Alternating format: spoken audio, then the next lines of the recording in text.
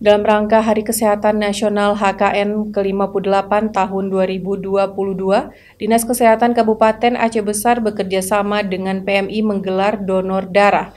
Kegiatan berlangsung di Komplek Kantor Bupati Aceh Besar pada Senin 14 November 2022.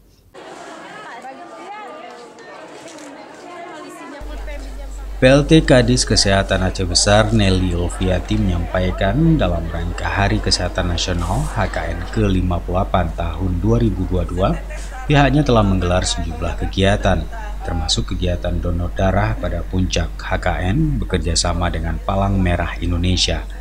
Kegiatan donor darah tersebut diikuti langsung penjabat Bupati Aceh Besar Muhammad Iswanto. Sebelumnya, penjabat Bupati Aceh Besar juga menjalani pemeriksaan kesehatan baik medis maupun tradisional. Ya, alhamdulillah yang tercatat insya Allah ke-18 kalau dengan ini.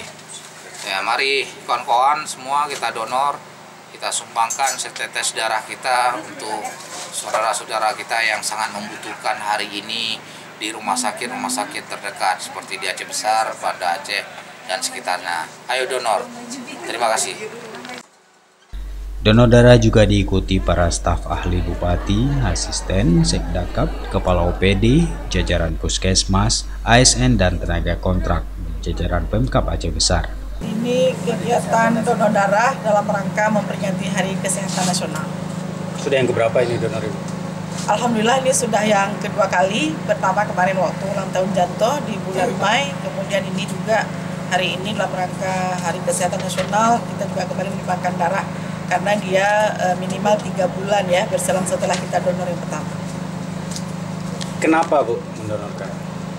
Karena mungkin bagi saya pribadi setelah melakukan donor darah mungkin terasa alhamdulillah kita lebih sehat, lebih ringan, dan yang paling penting adalah bahwa dengan kita bisa memberikan donor darah ini kepada yang membutuhkan, saya pikir juga menjadi bagian dari apa yang bisa kita berikan untuk sesama manusia dalam rangka kita saling membantu.